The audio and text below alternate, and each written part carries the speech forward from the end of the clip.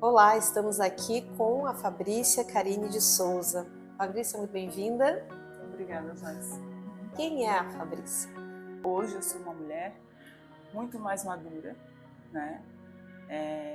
Com muitos projetos pela frente e com uma visão completamente diferente da vida que eu tinha uns 25 anos atrás, né? Antigamente eu até poderia dizer assim, Joyce, eu acho que eu sou uma guerreira. Hoje eu posso dizer que eu sou uma sobrevivente, sabe? Mas uma sobrevivente sem trazer esse lado vitimista, sabe? Eu digo que uma sobrevivência porque eu vivi muito tempo no modo sobrevivência. Eu precisei fazer tudo para dar muito certo na minha vida, né?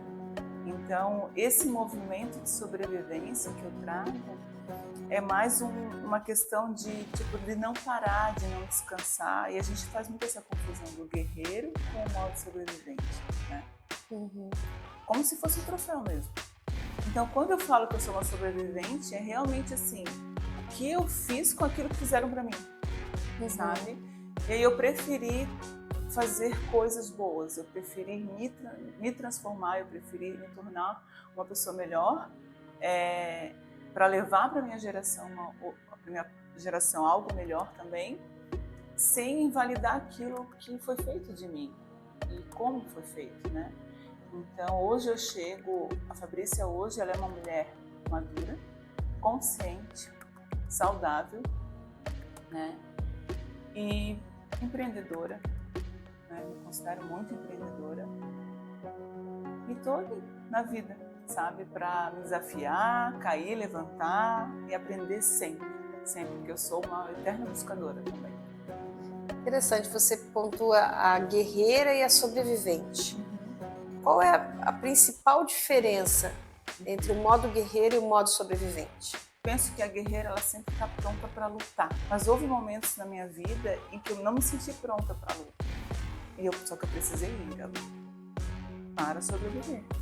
Essa é a diferença da guerreira e da sobrevivente, porque a gente vai se submetendo às coisas que vão surgindo na vida por sobrevivência mesmo, né? E a guerreira ela sempre está pronta para lutar, para qualquer guerra, né? Seja o que vir pela frente. E teve momentos que eu não me senti isso, eu não senti. Eu só baixei a minha guarda e pensei, tá, ok, vamos viver isso. Então eu sobrevivi. Então a guerreira ela estaria num nível de consciência abaixo da sobrevivente. A sobrevivente se deu conta de que ela é uma sobrevivente. Hoje, com o meu repertório psicológico, eu diria que sim. A guerreira ela pensa que ela tem poder e sucesso. O que foi que na vida da Fabrícia deu um estalo, né, que elevou esse nível de consciência de sair de guerreira para essa consciência que está no modo de sobrevivente e trabalhar com isso, lidar com isso? Acho que o meu primeiro estalo da minha vida, que aí foi quando eu achei que eu precisaria ser uma guerreira, foi quando eu fui mãe, aos 15 anos. Né? Quando a minha filha nasceu, eu pensei, agora eu tenho que lutar com todas as minhas forças para que eu dê certo e esse serzinho também venha, né? Com essa força. E foi aí que surgiu essa confusão, sabe? De eu precisar ser guerreira. E aí eu fui à luta. Eu fui muito à luta. E aí houve um outro momento de virada de chave, que foi quando eu tive meu divórcio, né? Aos 38 anos. 36 anos. E aí ali eu senti que, eu não tô no modo guerreiro, eu tô no modo sobrevivente. Foi ali que caiu a minha ficha. Sabe, ali assim, não. Eu lutei um tempo achando que eu era uma guerreira, mas na verdade não. Eu sou uma sobrevivente. Por quê? Enquanto eu estava nesse modo guerreira, eu achava que todas as lutas que surgiam na minha frente eram minhas. E eu fazia de tudo para vencer aquelas lutas. Então não eram só minhas, eram luta das minhas famílias, eram luta dos meus funcionários, do meu parceiro, das pessoas que estavam em volta. Eu assumia todas as brigas. quando eu virei essa chave, que eu resolvi me divorciar, que eu vi que eu fui deixando de ter esse olhar dos outros, eu pensei, opa, peraí, eu não sou a guerreira. Aí eu entrei no modo de que eu entendi que eu era uma sobrevivente. Quando você fala deixando de ter o olhar dos outros, eu entendi assim, que você comprava, inclusive, a briga dos outros. Isso, as Mas lutas, né? As lutas, estava junto, guerreira. Sim, isso. Né? E daí, nesse momento de ruptura, de separação, deixou de ter o olhar dos outros. Os outros Isso. não compraram a sua luta. Não compraram a minha luta. E aí eu pensei, opa, então em que momento eu cresci tanto como guerreira que ninguém me olhava nesse olhar como vulnerabilidade? Que eu podia também fraquejar, que eu podia falhar, que eu podia errar, que eu podia não fazer as escolhas certas o tempo todo. Então eu era vista como guerreira que todo mundo podia contar, mas quando eu precisei, eu saí desse papel imediatamente e virei a louca, né? E aí foi que eu disse, não, eu não sou uma guerreira realmente. Porque por mim, eu nunca fiz praticamente nada, fiz muito pelos outros. Certo. Uau, é uma ficha pesada, né, que caiu. Uma fichona. E como foi que você foi ressignificando nos últimos 10 anos, né?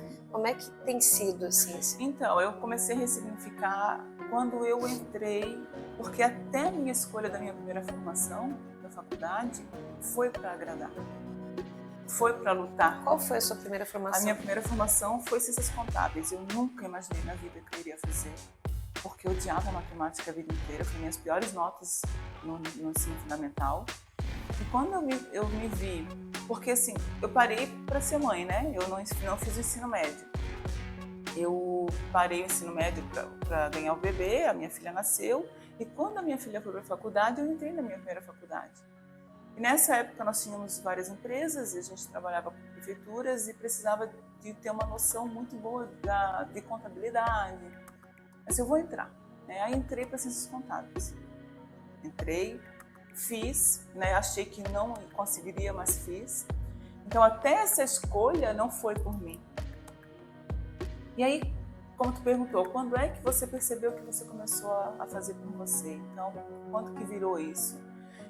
Depois do divórcio, onde eu saí dessa posição, né? E aí eu fui procurar outras formações. Aí fui para o lado da Humanas, que é onde eu me identifiquei. Né? E dentro da faculdade de Ciências Contábeis, eu participei de um grupo que era um trabalho em grupo, que era numa comunidade terapêutica que trabalhava com dependência química.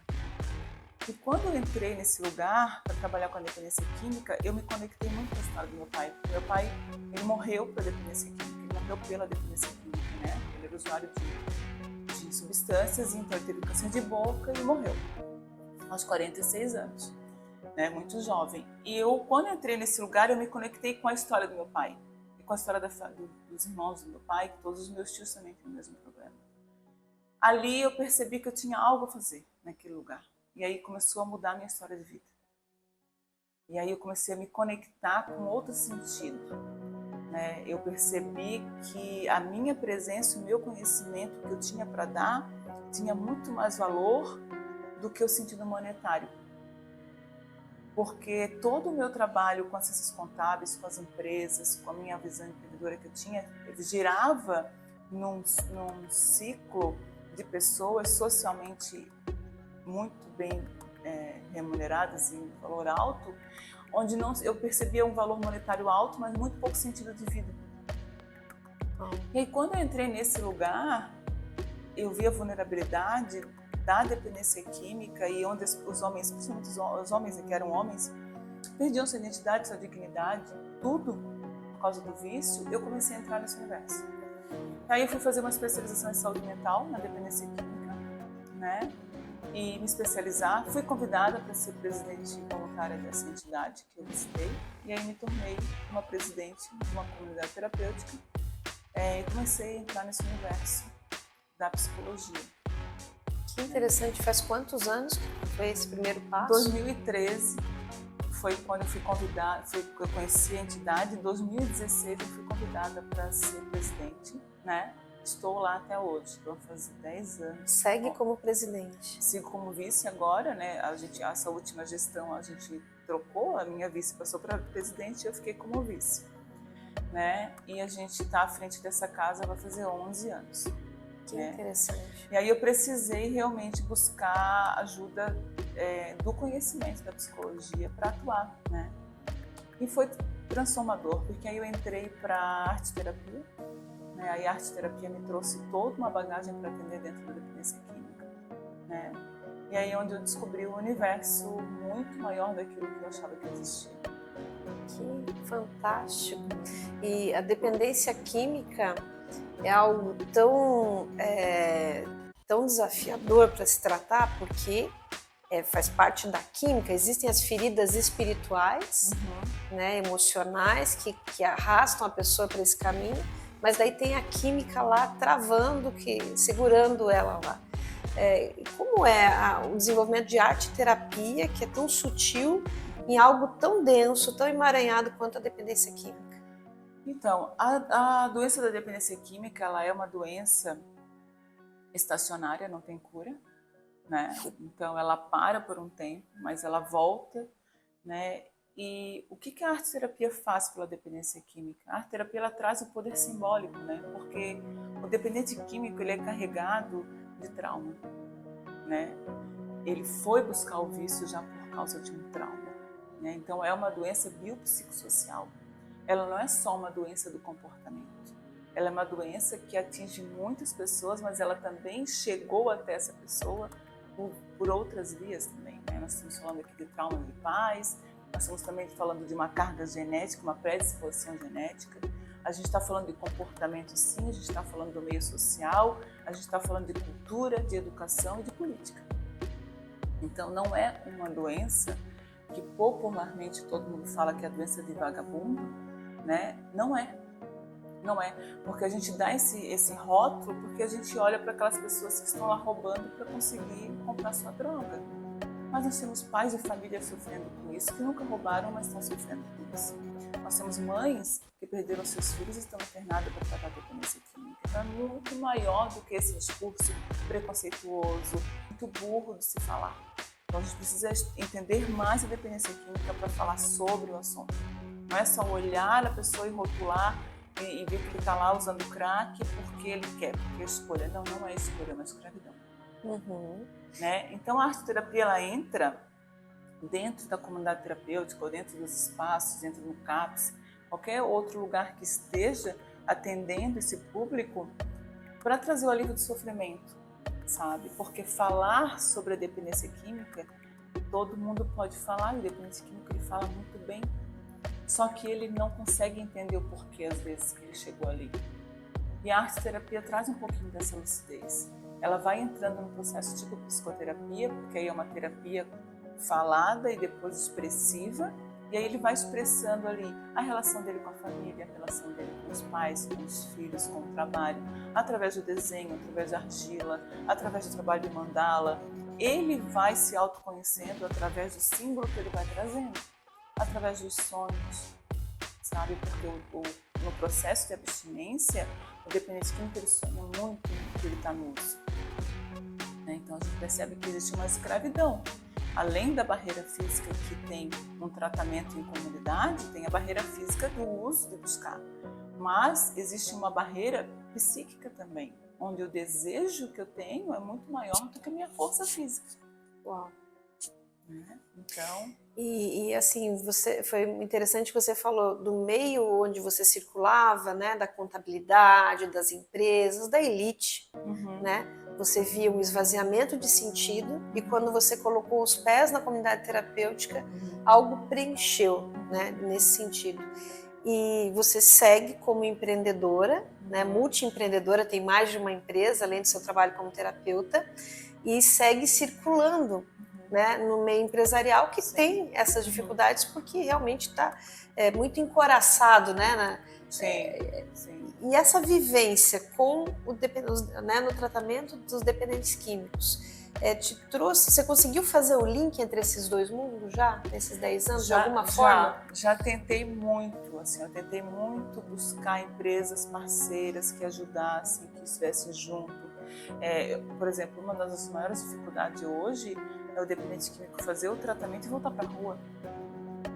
Ele fica 9 meses limpo, 9 meses voltando a se reeducar, porque eles chegam lá, a gente até no banheiro precisa ensinar como que usa, como que escova o dente, como que toma banho todos os dias, se alimenta corretamente, sabe?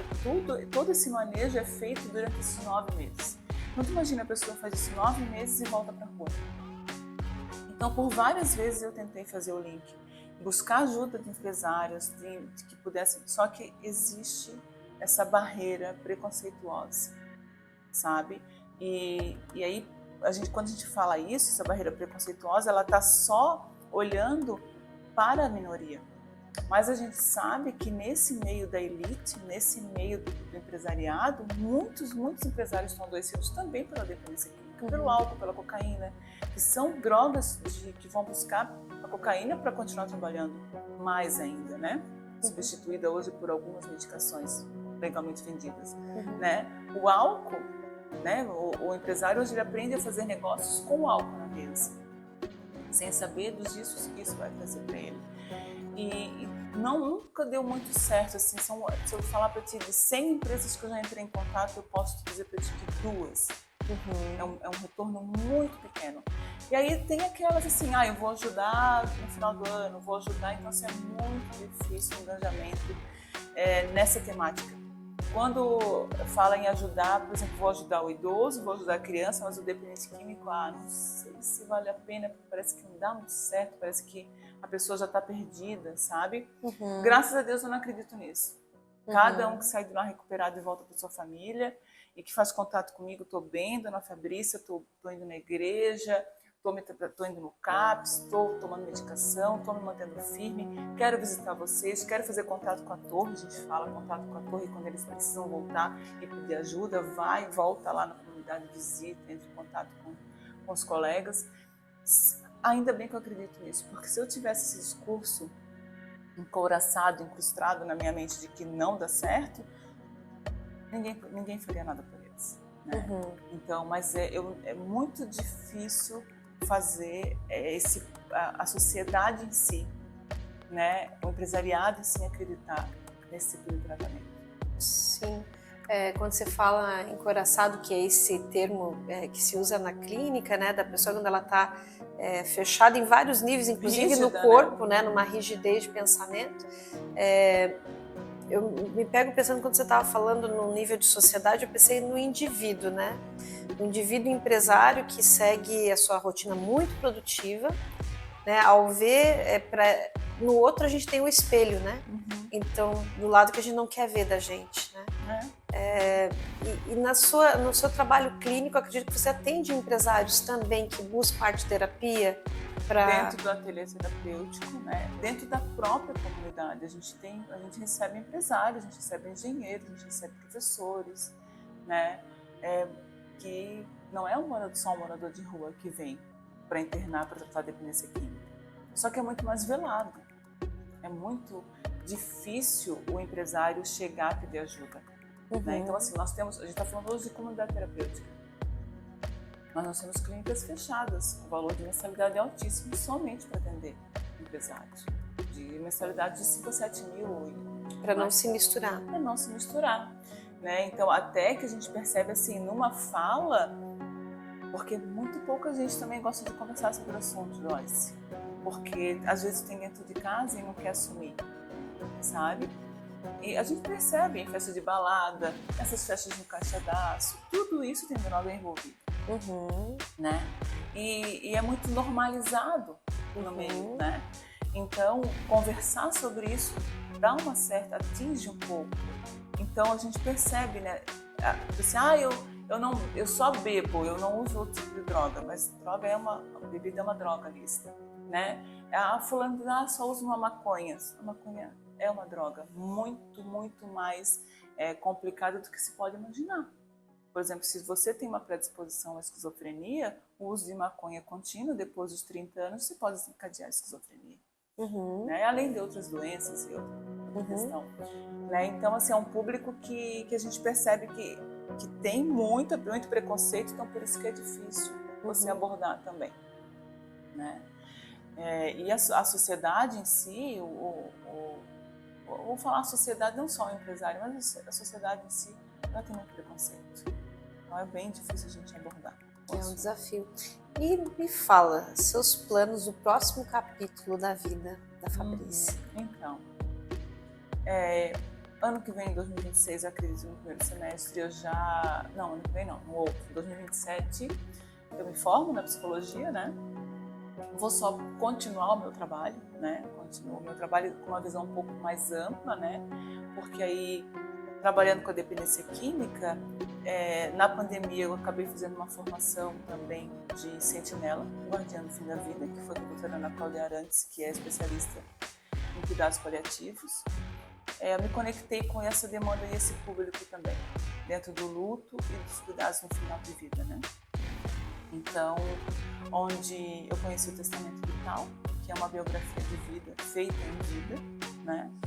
Então é algo que eu quero também me aprofundar mais dentro da própria clínica, dentro do meu trabalho, e oferecer esse trabalho também, porque eu aprendi que o Testamento Vital, ele é um documento que ele te dá voz quando você perdeu essa voz, né? Essa é uma palavra falada pela doutora Luciana Dadalto também, que é uma advogada, que é especialista em testamento vital.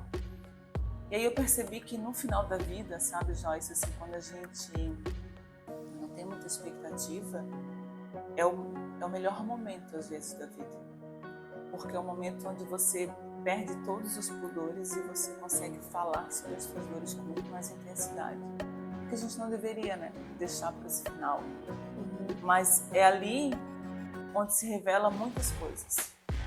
Então eu descobri um campo de sensibilidade nessa fase de vida, onde me chamou muita atenção e onde eu falei para ti, eu acho que ninguém pode falar por ninguém na hora da morte e nem mesmo no velório.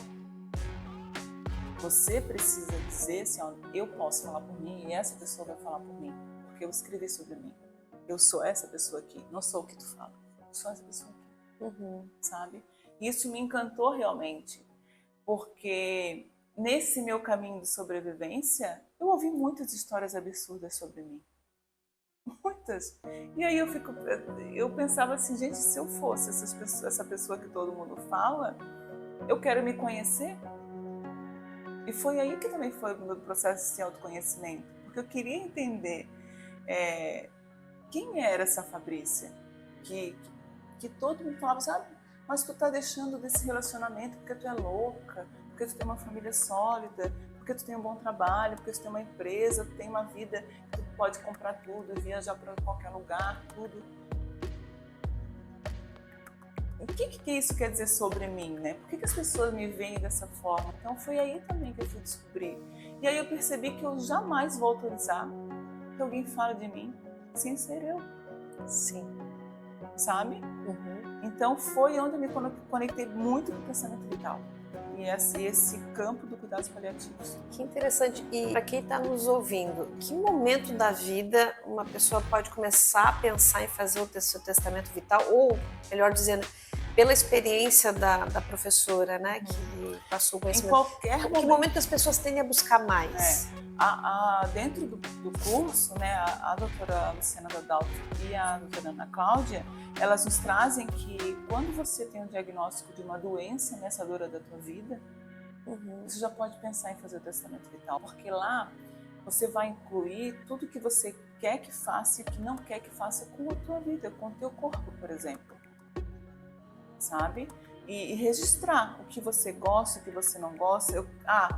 Eu quero ficar sozinho no hospital? Não, eu não quero. Eu não desejo ficar sozinho no momento. Então tem que escrever. O que você gosta de comer, o que não gosta de comer, tudo você pode colocar, qualquer coisa, porque o testamento vital não é um documento enrijecido, cheio de normas, Ele é um documento que fala sobre você. E ele é aberto em vida, então, diferente do outro testamento tradicional. Exatamente, diferente do testamento patrimonial. Uhum. Então, é um testamento que você faz, né? Aqui no Brasil, a gente ainda não tem uma lei específica do testamento vital, porque existe uma lei estadunidense, né, nos Estados Unidos, onde permite isso. Mas aqui no Brasil, nós temos as diretivas antecipadas, que está prevista dentro do Código do Conselho de Medicina, né? Você pode colocar no teu prontuário no hospital, lá embaixo, se você um dia prestar atenção para ler, vai estar ali diretivas antecipadas. Você pode escrever o que você quer e o que não quer. Mas se você tem esse documento ali, você pode falar se você deseja ir para uma UTI ou não, se você deseja ser entubado ou não, porque o teu corpo é tua autonomia. Sim, sim. E a pessoa que faz, ela normalmente faz em sigilo, é um processo sigiloso? Só se ela desejar, né? Mas assim, ela pode construir isso ao longo da vida. Faz um testamento, conforme vai mudando a vida dela, porque sim, você começa a fazer um testamento, não sabe se vai ter uma doença. De repente você pode ter uma doença e você vai reconstruindo. As pessoas, por exemplo, que você vai dar voz, assim, ó, essa pessoa, Joyce, pode falar por mim. Pode ser que ao longo da tua vida mude e não seja mais a Joyce, seja outra pessoa. Uhum. Né? Então é um documento enrijecido, um documento que pode ser trabalhado muitos e muitos tempos. E o testamento vital, ele normalmente é depositado a alguém da família ou do círculo de amigos ou a um profissional que desenvolveu e que é habilitado? Assim, ó, quem pode desenvolver um testamento vital? Alguém que conheça da estrutura do testamento vital, né? Que passe por um advogado, né? O teu médico pode ajudar você a construir o testamento vital, se ele conhece da tua doença e sabe, porque é muito... Quando você tem um diagnóstico de uma doença ameaçadora da vida, vai muito do médico trazer a transparência do decorrer dessa doença. Geralmente a gente não tem isso. O médico te diz que você tem uma doença e ele não fala como vai ser a tua perspectiva de vida daqui para frente. Ele não fala, olha, daqui para frente, esse câncer que você adquiriu, ou essa demência, ou essa outro tipo de doença, vai acontecer isso com o teu corpo. Você está preparado? A gente não tem essa conversa. É velada. E a gente precisa ter essa conversa, porque eu quero saber o que eu vou fazer da minha vida e o que eu tenho para viver e o que eu tenho para resolver da minha vida agora. Ah, mas isso não é uma perspectiva muito finalista, de finalidade de vida? Não. Porque pode ser que eu morra dessa doença, mas pode ser que eu morra desse acidente. E é tão difícil falar da morte, né? É muito difícil falar da morte. E nesse meu contato com os cuidados paliativos, eu já tive pacientes que eu tive 4 semanas para resolver a vida dele. Sabe? Um senhor de 63 anos com câncer de linfoma, que já tinha testado tudo para se curar, foi para a Itália, tentou fazer um procedimento de mudança de sangue, não deu, voltou no Brasil. E quando ele chega para mim, que foi praticamente nessa época de final de ano, ele já chega bem final de vida e eu tive 4 semanas para resolver tudo que ele precisava na vida dele. Então foram 4 sessões de terapia que eu tive, que teve uma equivalência de 4 anos praticamente. De tanta coisa que esse homem trouxe de biografia de vida mesmo. Ele falou da vida dele. Né? E o último momento dele, ele fez a última reparação. Né? Que ele me chamou no hospital e ainda ele falou assim, eu preciso fazer aquela chamada de vídeo que a gente falou na terapia, para aquela pessoa. Eu chamei a família, foi a última chamada de vídeo que eu fiz. Foi a última reparação em vida que não precisava ter sido a última. Podia ter sido antes. Mas esse pavor da morte, a gente consegue observar nessa obsessão pela juventude. Os maiores sofrimentos é no momento do diagnóstico. Porque você começa a pensar, o que vai acontecer comigo? Eu não imaginei sair dessa vida agora. Por que eu vou sair de cena agora? Eu me lembro quando meu pai descobriu o câncer de boca. Quantos anos você tinha? Acho que eu tinha 29, 28 anos. E aí foi num momento bem delicado, porque assim, meu pai, como ele ficou muito tempo vivendo no álcool, quando eu consegui, quando eu entrei para esse trabalho da dependência química, eu consegui chamá-lo para tratamento. Eu levei ele para o tratamento. E quando ele fez o primeiro tratamento da vida dele, quando ele saiu, ele já saiu com um problema na boca, que aí a gente descobriu que era câncer. Então, uma das falas dele, quando ele descobriu o diagnóstico de câncer, ele falou assim, agora que a minha vida está dando certo, eu vou sair dessa vida. Ele não sabia que ia morrer, mas foi 6 meses depois do diagnóstico. sabe? Então essa fala dele me trouxe muito essa questão, sabe? Ninguém deseja morrer, mas a gente não pode deixar de pensar nisso. E voltando para a sua história, né, vejo que aquilo que te mobiliza, que faz muito sentido para você, que é o trabalho com os dependentes químicos, o testamento vital, os dois são costurados pela sua história com seu pai, né? Sim, muito assim. Vai fazer um ano agora em janeiro que eu perdi meu avô, né? E eu fiz o testamento vital dele. Com 86 anos, ele precisou passar por 4 sessões de terapia para fazer o testamento vital. E foi muito interessante porque o meu avô, foi um homem muito enrijecido assim com relação a se olhar. Porque ele sempre foi um homem muito namorador, ele foi um homem muito displicente com a vida dele, sabe? Não se cuidava, tanto que morreu de cirrose hepática não por bebida, mas por medicação, se automedicava, né? Mas quando ele começou a construir, porque ele foi muito sutil, assim, ele chegou no meu ateliê e falou assim, o que você está fazendo? Estou construindo um testamento vital, assim, ele assim, o que é isso? Aí eu falei, avô, expliquei para ele o que era, ele disse, eu quero fazer. E ele me surpreendeu com aquilo, né? E eu disse, vamos fazer então. Aí comecei a marcar com ele as sessões, gravei as sessões para depois transcrever. E aí ele começou assim, eu nunca imaginei que eu ia fazer terapia na vida, 86 anos. Completamente a cabeça fechada, assim, para esse tipo de psicólogo, tudo, né? E aí para ele foi muito revelador. E ele não imaginava que ele ia fazer isso em maio e ia morrer em janeiro, sabe? Então, foi o momento certo, sabe? E me conectou muito mais ainda com esse documento, porque quando ele me autorizou a ler no velório dele o testamento vital, né? Naquele momento, eu disse assim, graças a Deus, alguém pôde falar por ele e as palavras são dele, não são de ninguém inventado, sabe? Tipo assim. Porque assim, geralmente no momento de luto e de velório, as pessoas estão ali em volta daquele corpo, elas também carregam dores com aquela pessoa. E aí o que falam ali também está carregado de emoção, carregado de história, de sentimento. Então, deixa a pessoa falar por ela. Ele falou por ele quando ele me autorizou a ler, sabe? Então, fez mais sentido ainda para mim essa questão da tua autonomia. Você, Joyce, é a única pessoa autorizada a falar com você. Tem um momento que ele é marcante na vida das famílias, né? Que é aquela conversa ao redor da cama, quando a pessoa está no leito de morte, onde verdades são ditas, enfim, é um momento muito dramático. Nas pessoas que optam por fazer o testamento vital, como é que é vivido esse momento? Há alguma alteração na dinâmica desse momento? Ou ela... Sim, há uma alteração porque quando chega nessa fase, onde a pessoa já construiu um esboço do testamento e ele percebe que está chegando no final da vida, existem algumas decisões que a gente vai tomando. A gente vai antecipando as decisões, sabe? A doutora Ana Cláudia, ela traz para a gente momentos exatos de que a gente pode perceber que a morte está chegando. Por isso que a gente chama-se sentinela, guardiã do fim da vida, sabe? Quem faz esse curso com ela. Você consegue perceber no corpo o que está chegando, a gente começa a tomar algumas decisões. E no testamento vital é escrito quem que você quer que chame, sabe? A gente vai fazendo passo a passo. Então, do meu avô foi muito isso, assim.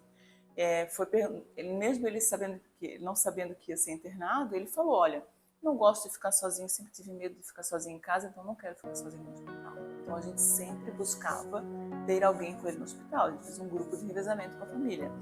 Não gosto de comida do hospital, então sempre faça uma sopa para ele comer, alguma coisa. Então todo mundo fazia comida para levar para ele, que ele não gostava de comida do hospital, né? Aí ele falou, se eu morrer, eu quero vestir tal roupa, eu quero tal flor no meu caixão, não quero ser cremado. A gente vai tomando algumas decisões para que não chegue tudo de surpresa, sabe? E isso com autorização já descrita no testamento de quem pode fazer isso, de quem vai ser a voz, sabe?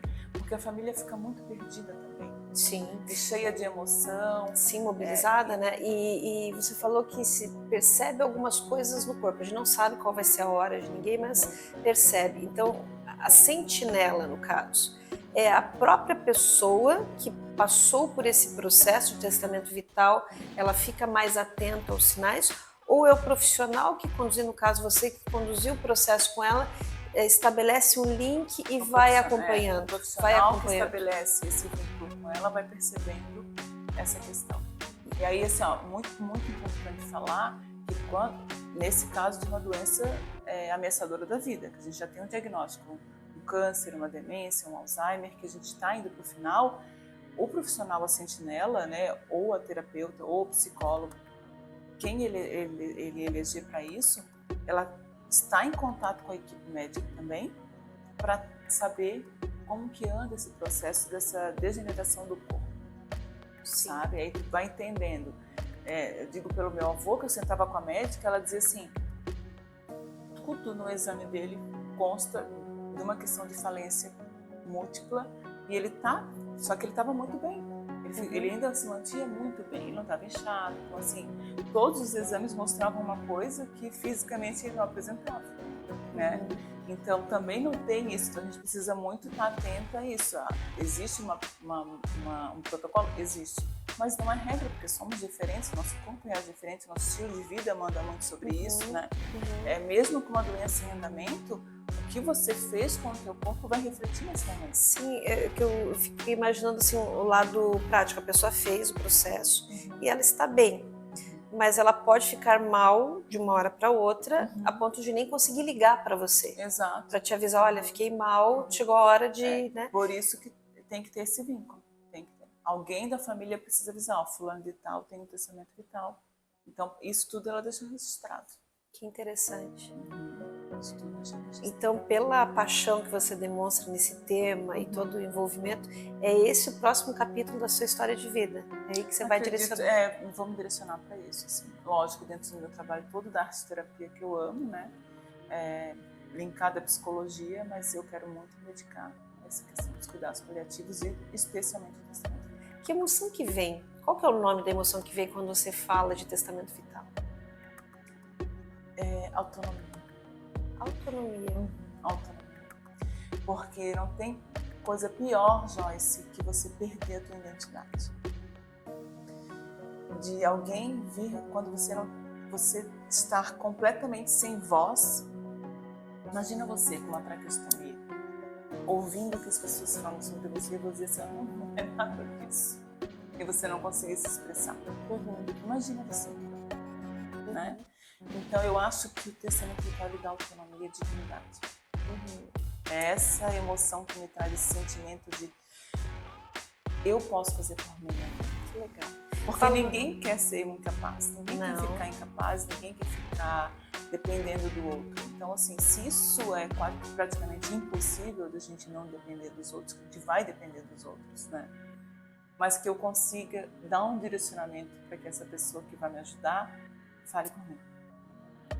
Isso é interessante. Você falou de autonomia, falou de dignidade, falou de identidade. Isso nos conecta ao trabalho que a gente desenvolveu recentemente, trabalho de pesquisa, cultivando biografias. Sim. Né, um grupo focal e você atuando como uma das co-pesquisadoras. Dessa vivência, né, desses 3 encontros que a gente realizou, o que ficou mais marcado em você, passado algum tempo?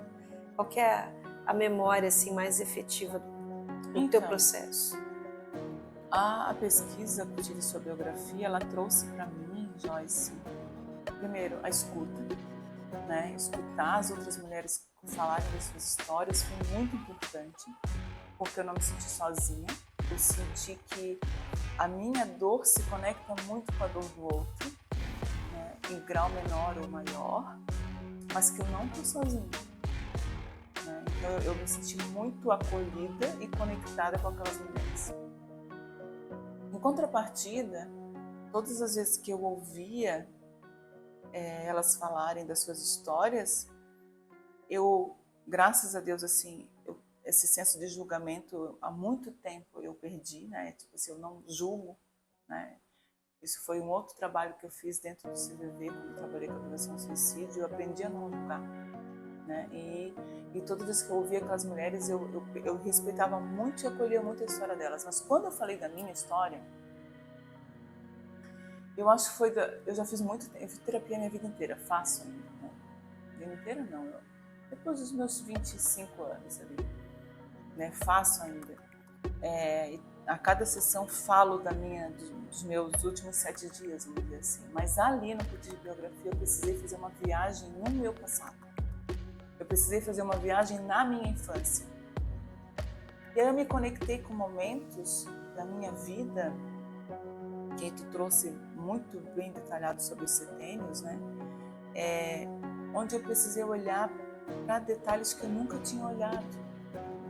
Da minha infância, da minha pré-escola, sabe? Do meu ensino fundamental, da minha adolescência antes de ser mãe, porque no processo terapêutico, às vezes, eu esquecia de voltar e lembrar disso, porque quando eu fui mãe, eu praticamente anulei essa parte da minha vida quando eu fui criança, né?